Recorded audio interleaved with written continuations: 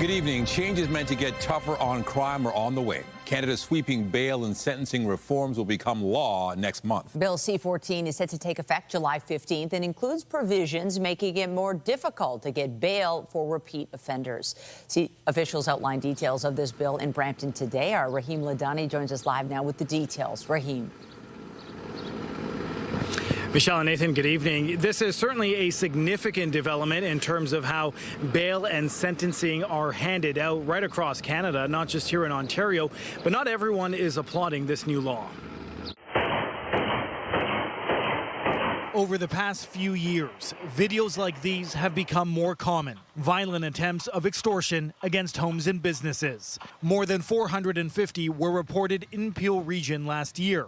It's one reason why Brampton's mayor is welcoming stricter bail and sentencing laws. We've had a revolving door justice system where the police spend far too much time on the same repeat, frequent flyers, as we call them.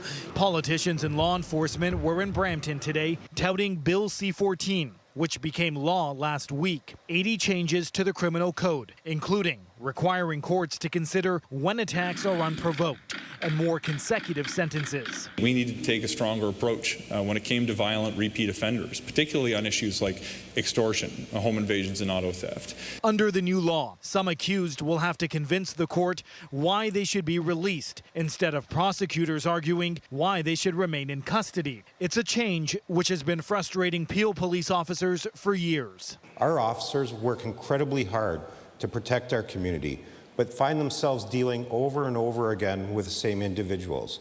With more people behind bars, more pressure will also be put inside already crowded remand centres, raising the question of safety for those who haven't been found guilty. Ontario's Attorney General says there is a plan. We are building new facilities, but we're reopening old facilities that were closed by the previous government, several of them. However, critics are skeptical, arguing some of the new facilities have triple bunking, with cells occupying more people than they're designed for. The Canadian Civil Liberties Association say the new bail and sentencing law is flawed at addressing the root causes of crime. All of the new reverse onus provisions that are specific to offenses apply to people who have no criminal record, no history of violence, and no prior involvement with the law. And so there's a real disconnect between what we've been told this bill does and who it applies to and the reality on the ground. The changes on bail and sentencing will come into effect on July 15th. The federal government is also making up to $250,000 available to all provinces so that they can track the changes and the impact that the changes are having on the new law. Reporting live, I'm Rahim Ladani. Michelle, back to you. Thank you, Rahim. People across the city are packing bars and restaurants to take in World Cup action. There are no matches in Canada today, but there are games happening in other cities. And right now, fans are watching France take on Iraq. CP24's Phil Perkins joins us live now with more. Phil. Hey there, Michelle. Well, we are at Sahara's in Mississauga. It is a Lebanese Mediterranean restaurant, but it is the place to be if you want to watch Iraq play just their second World Cup ever. And they, just like Canada, waiting for their first World Cup win ever. And this is the special thing about this game. Sure, they're up against France. They got an uphill battle. They're down 1-0. But Iraq is playing in Toronto later this week against Senegal. Some people here actually flew in from Iraq. I spoke to one gentleman who flew in from Ireland. He is Iraqi-Irish. He's here to watch that match. And they want to maybe see history if Iraq can pull something out of their hat against France. Hey there, fellas. How do you feel about Iraq playing right now against France? I feel amazing! I am so proud of this team. I'm surprised we only conceded one goal, but I'm proud of this team. I don't care if we lose. I'm so happy to see them in the World Cup. Are you going to watch the game against Senegal in Toronto? I'm going to go to a watch party in Toronto, yeah. I'm going to the game, and we're going to win. You're going to the game? We're going to win that game. You're the good luck charm. Yeah, I know. I just am. I'm going to be the good luck charm. We're going to beat them by 5. Oh, beat them by 5. That's a big bet. Hello, friends. How excited? How are you liking the way Iraq is playing against France? We're so excited. Are you going to the game against Senegal? Not in real life, but we'll be watching. And this is definitely the place to be. This is definitely a party. Hello, friends. How do you think Iraq is doing against France? Pretty amazing, I think so. Yeah. I mean, it's only 1-0. You're the underdogs for sure. But I think defensively you guys are playing all right.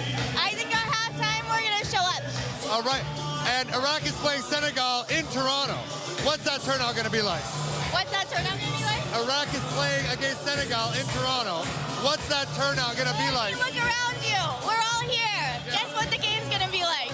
That'll tell you. It's gonna be wild. Yeah, if this is what Toronto Stadium is gonna be like when Iraq takes on Senegal, it's gonna be a party. You're gonna have two football-loving nations together. That's gonna wrap up the group stage matches played in Toronto. After that, July 2nd, an elimination game right in the exhibition grounds. It's gonna be wild. But right here, I feel like I'm in a club. I actually don't know what time it is. It feels like it's 2 in the morning. Oh, thank you so much. Yeah, that was some passion there. Appreciate that, Phil. And still with the World Cup, Prime Minister Carney exchanges jerseys with Croatia's leader, and Lionel Messi sets a new FIFA scoring record. We'll have the highlights just ahead. Well, who says a Toronto hockey team can't win the Cup? The Marlies are celebrating being the top team in the AHL. They held a rally at Real Sports today, basking in the glow of their Calder Cup win. CTV's Sean Leathong was there.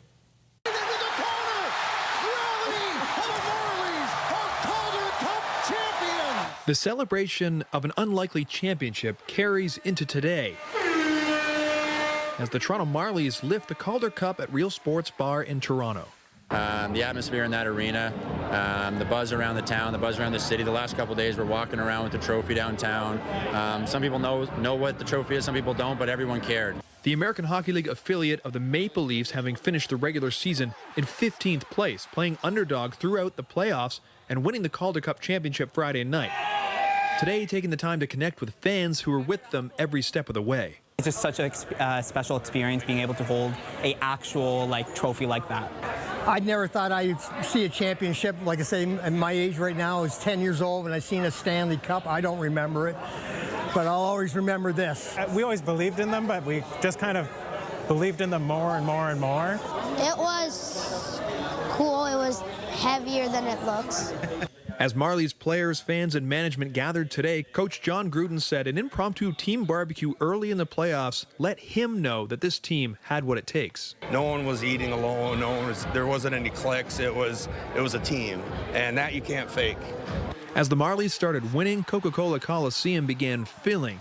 And in a town where the Leafs loom so large, General Manager Ryan Hardy says this victory is proof of the love Toronto has for the game. There is no place in the world that hockey matters more, and sometimes a lot gets made about the media coverage or the social media or all of these things, but everything has its equal and opposite. So for all of the negative noise, when you have moments like this, and hopefully when the Leafs get it done, the equal and opposite is true, and this will be a magical time in this town when it happens. But for today, the focus is here, on a team that came together when it mattered most.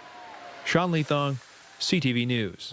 Congratulations to the Marlies. And it is not hockey weather, although it is a little cool out there. We're looking at beautiful sunshine this hour as we take in the skyline, and there is a lot more sun to come in the days ahead. Jessica Smith has all your weather details at this hour. Jess. A bit of a rough start to the day, Michelle, but we have a really beautiful second half to our day. So it's not how you start, it's how you finish, right? And we've got that sunshine out there as high pressure continues to push its way in.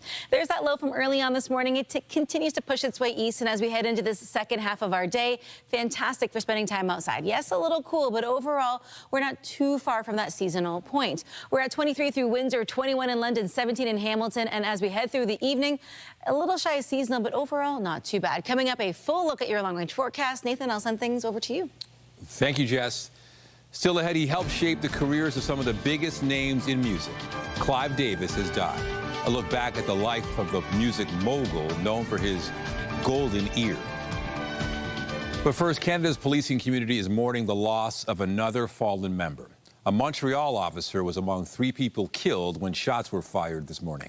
It's a very, very sad day. It's a nightmare. But we have to be solid. We have to be solid for our lady police officer who survived. And we're all behind her. And, well, that's it. Police say someone called 911 around 11:35 about a person who was sticking a gun out of a window at the Hilton Hotel. Police arrived on scene and were shot at. A civilian was killed. A second police officer is stable after being seriously injured, and the suspect was killed. Investigators are trying to determine the motive. It's the third time a police officer in Canada has been killed in less than 2 weeks. And in Saskatchewan, 2 RCMP officers are in hospital after being seriously wounded in a shooting. It happened just after 9:30 last night in Melville, which is about 150 kilometers northeast of Regina. Police were called to a report of an assault at a home.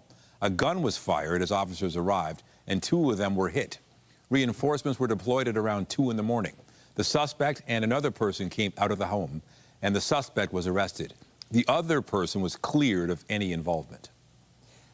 A Mississauga park being renamed after a fallen Toronto police officer already has new signage. Last week, council voted unanimously to name the park near Southdown in the QEW after Constable Mark Pinizzato. Pinizzato was shot and killed during a raid near Black Creek in Trethewey, June 11th. He grew up in the area, and Mississauga Mayor Carolyn Parrish says he used to play in the park with his brothers. Pinizzato's police funeral is set for Wednesday afternoon. A 25-year-old woman is the third person arrested in connection with a murder earlier this month. 32-year-old Eric Safar died after he was assaulted and struck by a vehicle June 14th in the area of Keele Street and Wilson Avenue. 2 men were previously arrested in connection with his death. Now, 25-year-old Jennifer Ola surrendered to police on Sunday. She is charged with second-degree murder in connection with Safar's killing. A woman's been arrested in connection with a stabbing in North York.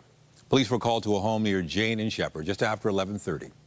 Now, they found a man suffering serious but non-life-threatening injuries. There it is. Now, he was taken to hospital while a woman was arrested at the scene. The incident remains under investigation. And a teenage boy has been injured in a stabbing in East York. Now, police were called to Victoria Park in Danforth, that area, just before 10:30 last night. They found the victim suffering from stab wounds. He was taken to hospital with non-life-threatening injuries. 2 suspects were spotted leaving the scene and were arrested nearby.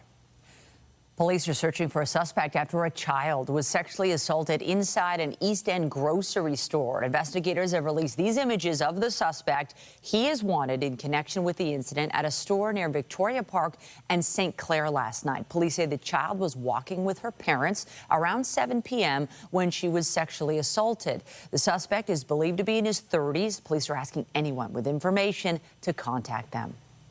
There's a new plaque in the village today commemorating the 1981 Bathhouse raids. 3, 2, 1.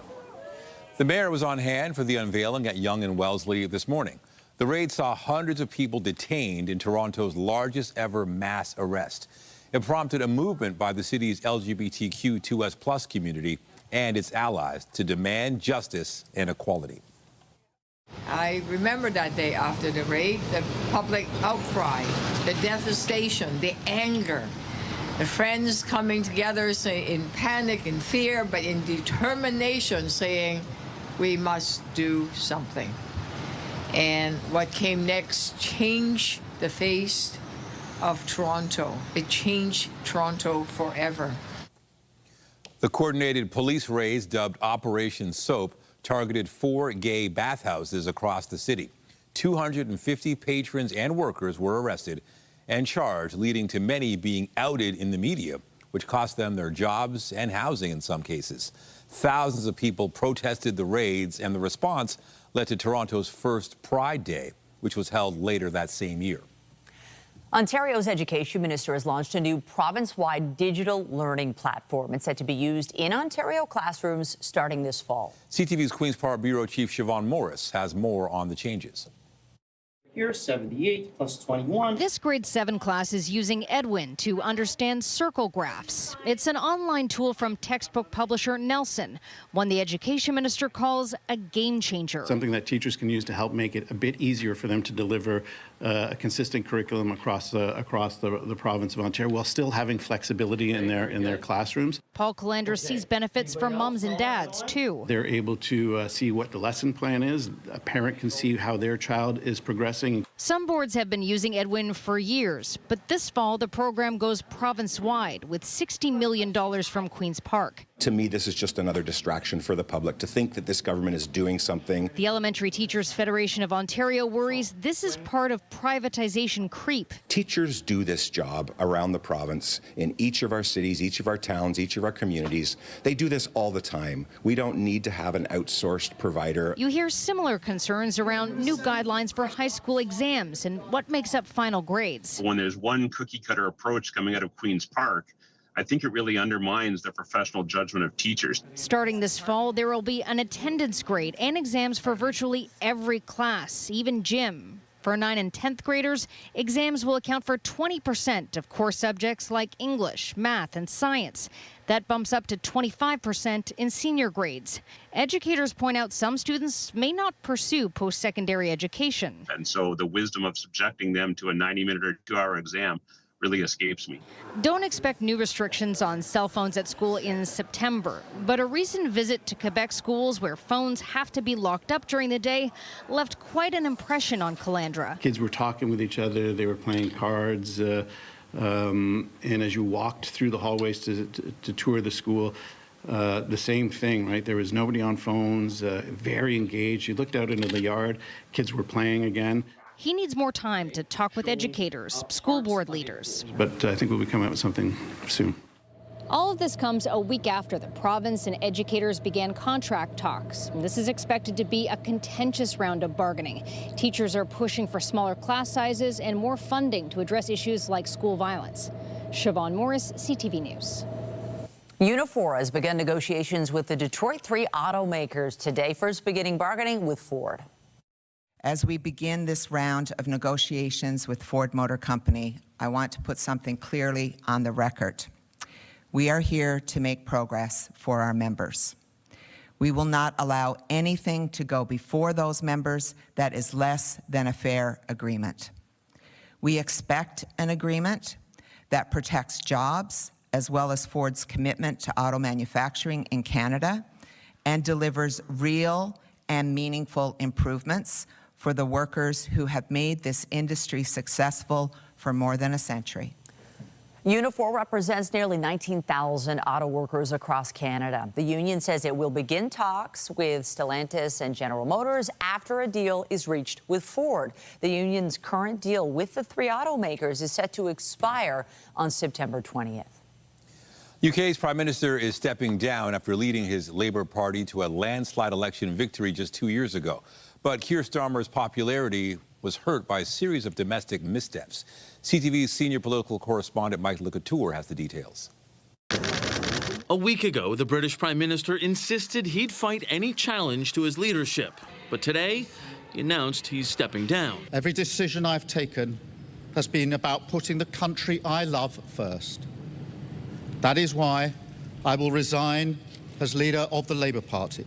Keir Starmer's fall started when his judgment was questioned for appointing Peter Mandelson as ambassador to the U.S., despite his links to child sex offender Jeffrey Epstein. Then came local and regional election losses in May.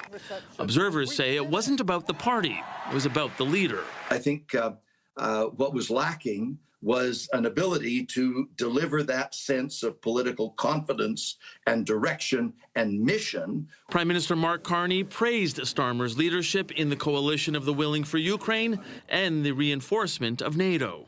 He's helped build the historic partnership between Canada and the United Kingdom. He's someone who's always acted with integrity, with determination, with collaboration. And I consider him a friend. Starmer's departure means the UK has had 6 prime ministers over the last decade.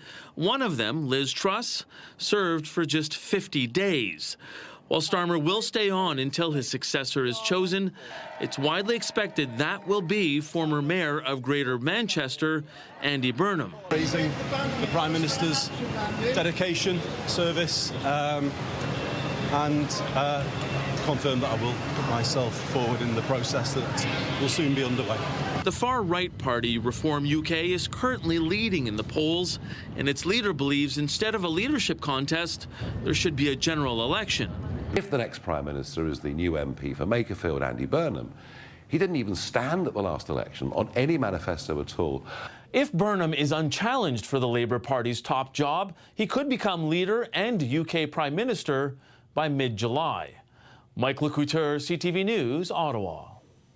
The federal government announced today what it calls a new beginning for Canada's nuclear program. It's a strategy for the sector both at home and abroad, but the plan is short on some important details. CTV's Ottawa Bureau Chief Graham Richardson reports.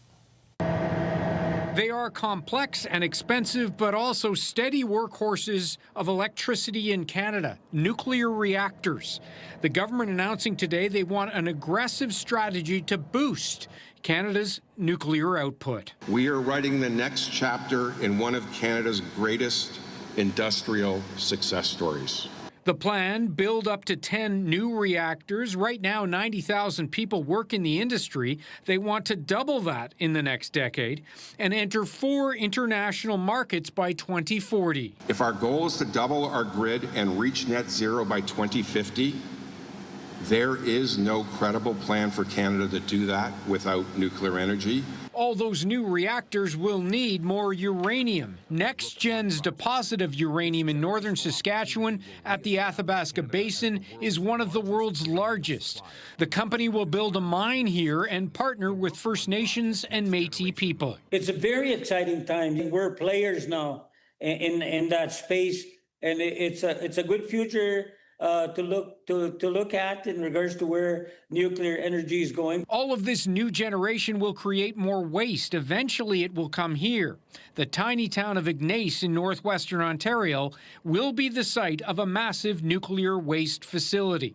The mayor says that has already benefited her town. I've always said this is our future, and it's not just our future as in our Ignace and Wabigoon. It's Canada's future. The Prime Minister was not involved in this strategy because of previous connections to companies that work in the nuclear space. The Prime Minister's office, when asked, would not tell us the names of those companies. Graham Richardson, CTV News, Ottawa. Turning to the Middle East, mediators say they've seen encouraging progress in talks between the United States and Iran. Today, the U.S. Vice President said Tehran has agreed to allow international nuclear inspectors back into the country. That is a major milestone for the American people and the first step in permanently denuclearizing or permanently ending a nuclear weapons program in Iran. And that's exactly what we wanted to do. That's exactly what we asked to happen. We made a lot of great progress on other nuclear talks. Iran's prime minister says sanctions on his country's oil have been waived and some of its frozen assets were released in a joint statement.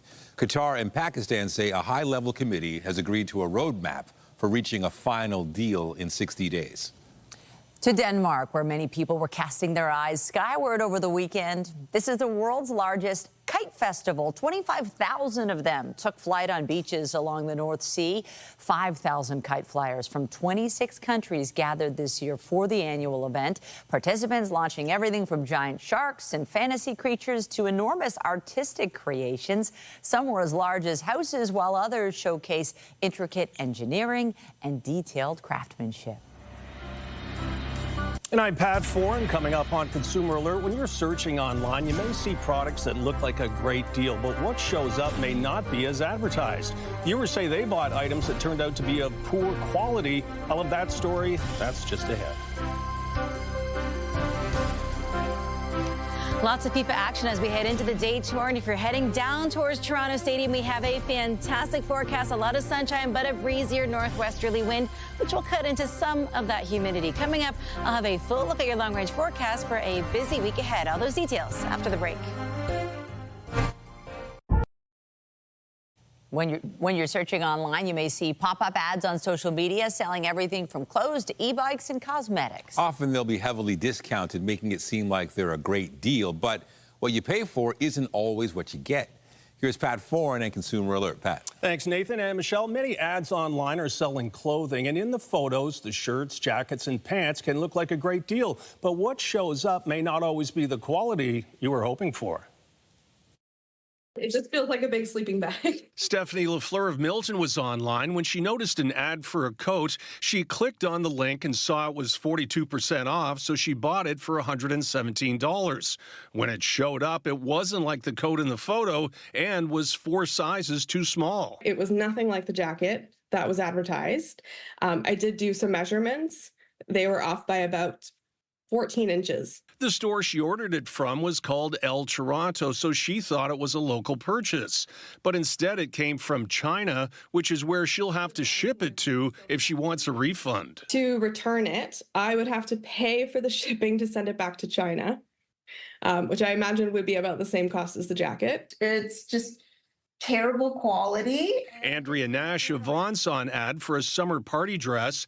She paid $85 for the outfit, but says when it showed up, it was nothing like the dress in the advertisements. The dress that they sent me barely resembled the one in the images. When she asked for a refund, she was also told she would have to ship the dress to China at her expense. You're responsible for the shipping, and you have to send it back to our warehouse in China. Unfortunately, the situation is far too common right now. Retail analyst Bruce Winders says the best way to avoid disappointment when shopping online is to stick with brands you already know and trust. A red flag for me is a company that you've never heard of or a company that doesn't have infrastructure in Canada. The risk profile goes up significantly. In the case of LaFleur's coat, CTV News reached out to Toronto and the company said, "We're here to help resolve the issue. We'll review the details." Days later, LaFleur got a refund and she got to keep the coat, which is now a bed for her cat. Thank you so much, CTV. You guys have been great. I really appreciate you guys helping me out with this jacket, and I'm so happy to get that money back. Thank you so much. And when shopping online, paying with a credit card can give you some protection if you're not happy with what you receive. You may be able to do a chargeback if goods are not as described or if they don't show up at all. On your side, I'm Pat Foran. If you have a consumer story idea, email us at alert@ctv.ca. All right, talking about the forecast, I'd call this pretty decent outdoor FIFA Fan Fest type weather. It's not Looking bad. good. It's not, I mean, there was rain earlier today, but yeah, it's settled nicely. Could be warmer for some. I like where the weather's going in the next 2 days, and we do have a home game tomorrow. It'd be so exciting, and I think the forecast is fantastic. For people outside today, it's hot but not too hot. It's that, Goldilocks type of forecast. Not too hot, not too cold. Good for being outside when it comes to FIFA. As you make your way in towards the day tomorrow, if you do have outdoor plans or you're going to the game, a fantastic forecast, very seasonal, but a bit of a breezier wind. We'll take a look through one of our Hotel X cameras. The sky view here, beautiful shots of Toronto Stadium. And listen, we know how to put on a party, and it has been fantastic over the past few days. I've checked out watch parties in Brampton, Niagara, right across the city in the GTA, and it's all been fantastic. But the forecast really does play a major role for the folks in Philadelphia right now. They are dealing with some pretty torrential downpours. Much different story here in the city of Toronto. We've got sunshine into this second half of our day. No games here today, but different story into the day tomorrow. 18 degrees right now here in the city, 23 in Windsor. And for the most part, although it is a cooler day, we are still relatively comfortable right across the entire province. Into this evening, 13 degrees. We should be at 15, but you know what? It's not too bad, all things considered. We did have that cool down after that rain moved through this morning, but it rebounds very nicely into the day tomorrow. Around 26 for your daytime high, and because we have a breezier northwesterly wind, we're not dealing with much in the way of any humidity, so that 26 will very much feel like 26, but there's a little bit of a breeze. So if you're heading down to Toronto Stadium tomorrow or to any watch parties, you have a great day start to finish. Again, the bulk of that system we had early on continues to track its way south and east. Behind it, high pressure, and that means a whole lot of sunshine as we head in towards your day tomorrow. So if you, again, are going to the game or you have outdoor watch party plans, a really nice forecast. Not much in the way of anything to write home about tonight and into the day tomorrow. Lots of sunshine, but again, a more northerly flow to the wind. It will not cool things down, but it will kind of cut any of that real heavy humidity throughout the day. Breezier into the afternoon, so a nice kind of 40K wind as we head in towards the evening for the game. So not bad, all things considered. Into your Wednesday morning, sunshine to start, cloud cover in the afternoon, and then later on in the day we see spotty shower activity, but the bulk of the heavier rain that we are expecting comes overnight and into the start of the day on Thursday. So keep that in mind. It's going to be maybe not a wash of a day Thursday, but a soggy one at least to get things started. Temperature-wise, a little shy of seasonal start to finish today. Tomorrow, pretty much bang on, and the same thing for your Wednesday. The only difference Wednesday is we are watching for the chance of a little active weather late in the day.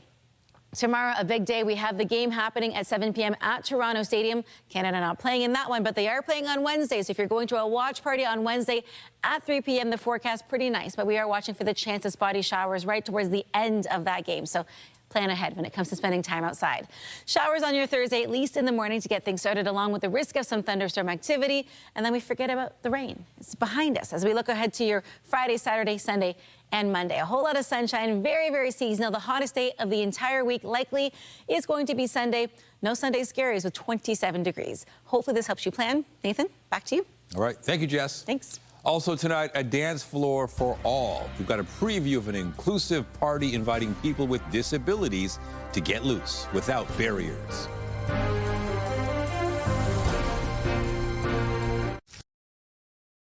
Going out dancing may be a common event for some young people, but for those with disabilities of any kind, those fun opportunities are more rare. CTV's health reporter Pauline Chan has more on an upcoming event that welcomes everyone, including those with physical or intellectual challenges.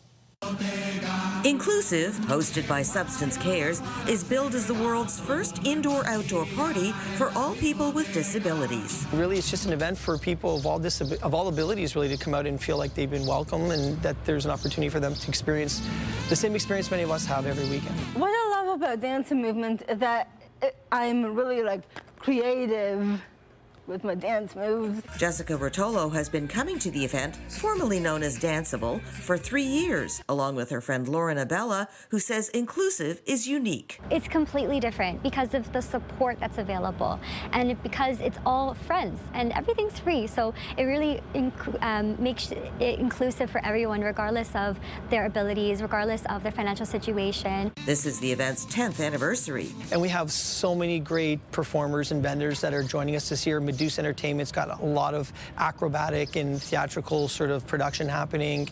Dramaway is going to be doing some stuff, and again, Bam Dance will be here performing as well. Some of the accommodations include accessible washrooms, a special room for changing, and a sensory room. Its low-key atmosphere has reduced sound and lighting. The event is June 29th at Cabana, with free tickets, free food, and even free parking. From 6 p.m. to 9 p.m., it does not conflict with any World Cup events happening in the city or elsewhere. Everyone's happy to be here, so you can expect to be on your feet dancing, and if you need a break, there's chairs everywhere. You need a drink, unlimited beverages, cute bartenders, so I just think that it's a really fun time, and everyone is welcome, regardless if you're a parent, a sibling, a friend. Don't be shy. Be yourself and don't be afraid to meet new people. And she says come prepared to dance and have a great time. Pauline Chan, CTV News. Clive Davis said the secret to his music career was trusting in music no matter how the industry changed. And as it evolved, the man with the golden ears consistently discovered acts that became the soundtrack to our lives. CTV's Andrea Case looks back at his 60-year career, and what a career, Andrea. Michelle and Nathan, good evening. Absolutely, yes. So Clive Davis says there isn't a generation the past 60 years which hasn't been touched by the music he supported, from the Grateful Dead to Earth, Wind & Fire, Kenny G to Pitbull, Bruce Springsteen and Alicia Keys. The music world and fans are mourning the loss of Clive Davis. And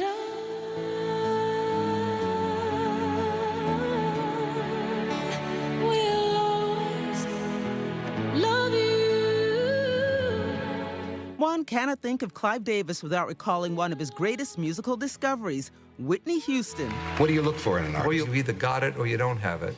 She's got it. She got it. But that was 1983. Long before that, the man with the golden ears made his mark in the entertainment industry.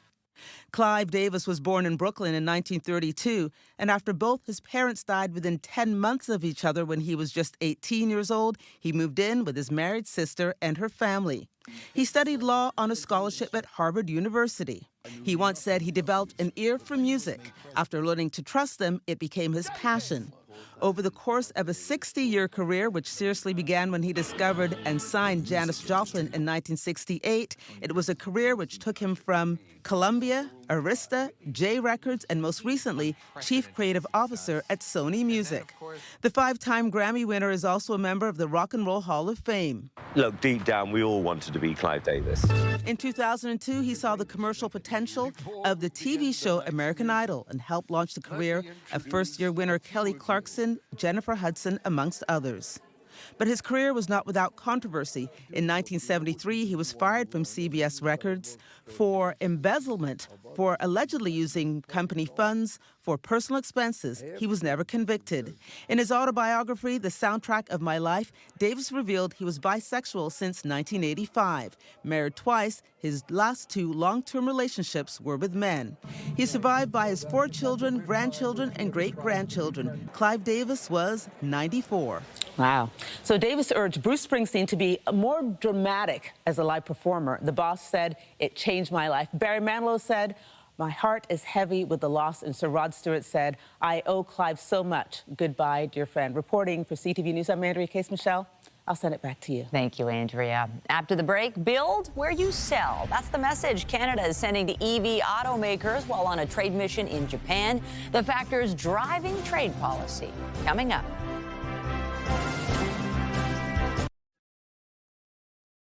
In business, inflation hit 3.2% in May, the highest it's been in 2 years. BNN Bloomberg's Marlies Fernandez looks at the numbers. The big reason is still gas prices, which in May spiked 33% year over year. The Iran conflict also led to higher jet fuel costs, which showed up in May. And then there were groceries. The cost of fresh vegetables rose 9%, with a big move up for tomatoes. The price of fresh fruit also moved up over 5%. The memory chip shortage has also put pressure on the prices of computer equipment and supplies. Canada has signed a $2.5 billion deal with an Australian defense company. BAE Systems Australia will provide an early warning radar system that will track threats in the Arctic. It can detect aircraft, ships, and missiles as far as 3,000 kilometers away. Some of the big tech stocks are down today, including SpaceX, which is down over 16%. It's creeping closer to the initial public offering price of $135 US. 2 key AI researchers have left Alphabet, the parent company of Google, and that played out on the market as well, with shares down over 5%. Here are the closing numbers for the day. The Canadian dollar is up to 70.62. West Texas Intermediate down to 74.82. Western Canadian Select is up 15 cents to 62.45, and the TSX gained 144 points today. Those are your business headlines. I'm Marlies Fernandez. The electric vehicle market continues to grow, with the latest being Chinese EVs making their way into Canada. Fresh off a trip to China, the industry minister is in Japan pushing for even more EVs for the Canadian market. CTV's Judy Trin's in Tokyo, where a larger trade mission is underway.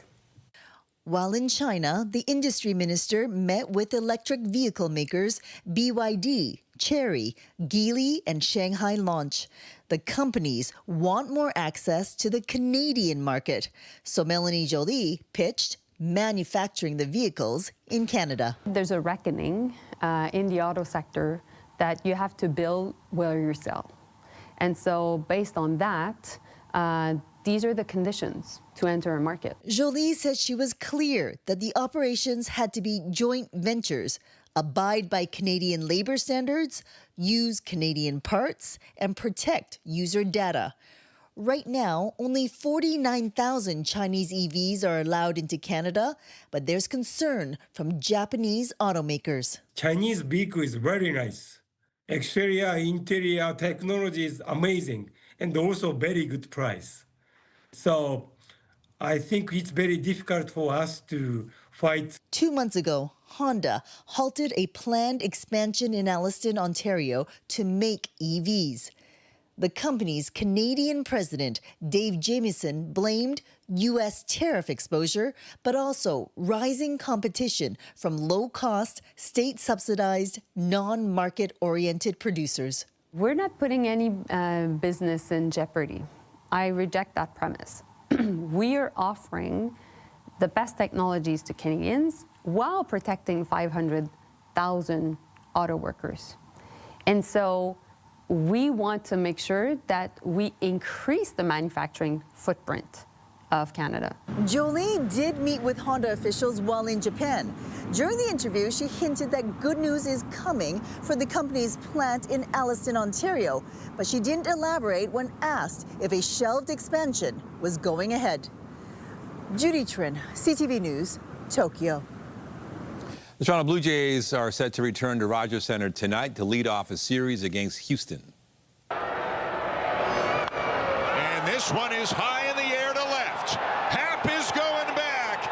It is gone! The Jays won 4 of 5 during their road trip that included games against the Chicago Cubs and the Red Sox. Toronto can get back to 500 with a win tonight. Dylan Cease is scheduled to start. Meanwhile, Jays second baseman Ernie Clement leads all American League players with over 2 million votes for the All-Star game. To basketball, and the Toronto Tempo wrap up a 3-game road trip in Atlanta tonight. From deep once more. All right, Marina Mabry.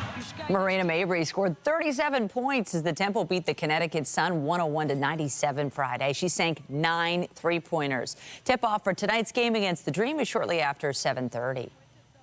The Hockey Hall of Fame has announced its class of 2026. Headlining this year's group of inductees are former Montreal Canadiens goaltender and Vezina Trophy winner Carey Price, Stanley Cup champion Patrice Bergeron, who also won 6 Selke Awards with Boston. Keith Tkachuk is going into the Hall of Fame. The American was one of the NHL's premier power forwards of his era. Former Leaf GM Brian Burke also got the nod. He won the Cup as Anaheim's general manager and also took on a leading role in hockey's pride efforts. Well, returning to our World Cup coverage, and Canada was back on the practice pitch today, preparing for this week's winner-take-all match against Switzerland.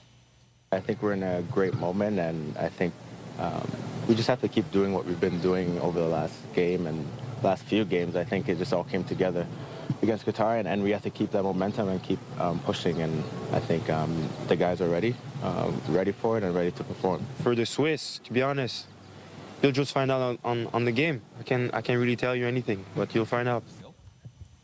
Canada and Switzerland each have 4 points after 2 games, but our team leads Group B with a better goal differential. So the Canadians will advance to the next round with either a win or a draw Wednesday afternoon in Vancouver, 3 p.m. The match will be on TSN, CTV, and Crave.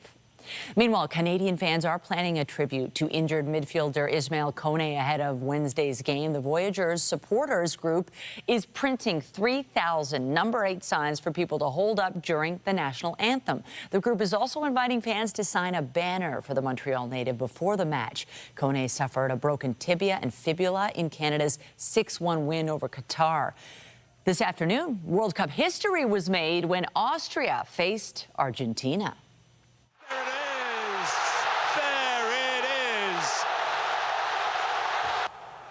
Lionel Messi is now the top scorer in the history of the World Cup.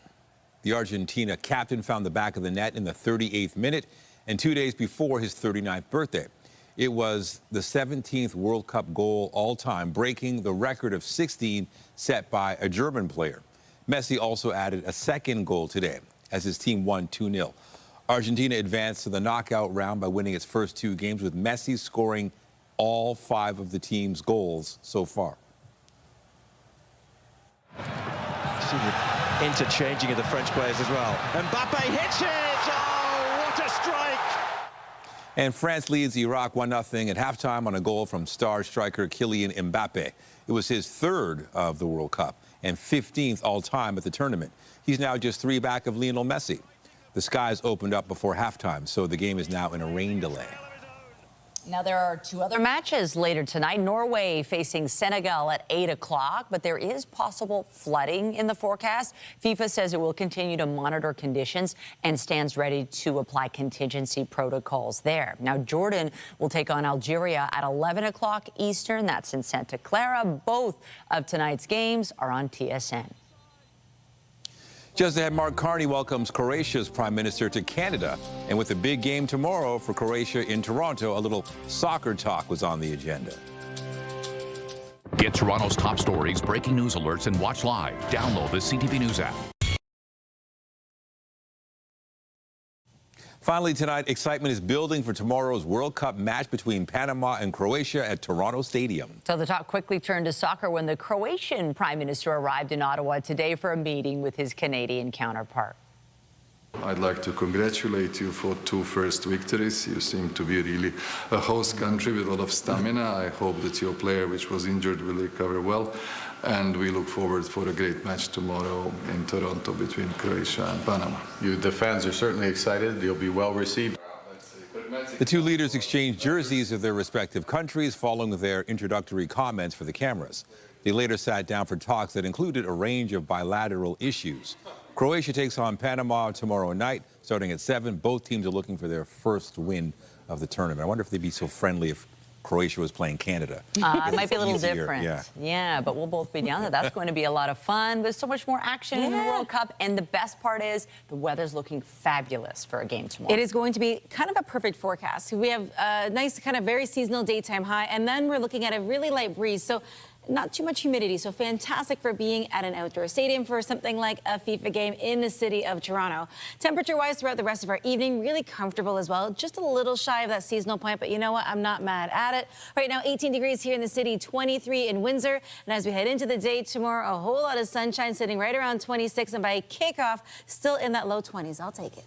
We'll take it too. Thank you so much, Jess. That's it for us, but you can catch Omar Sachedine at 11 tonight for CTV National News, followed by Zoraida Alman with your next local newscast at 11:30. Meantime, our coverage continues anytime on CP24 and at ctvnewstoronto.ca. We're Jessica Smith and all of us here at CTV News. Thanks for watching. Have a great night. Today's show.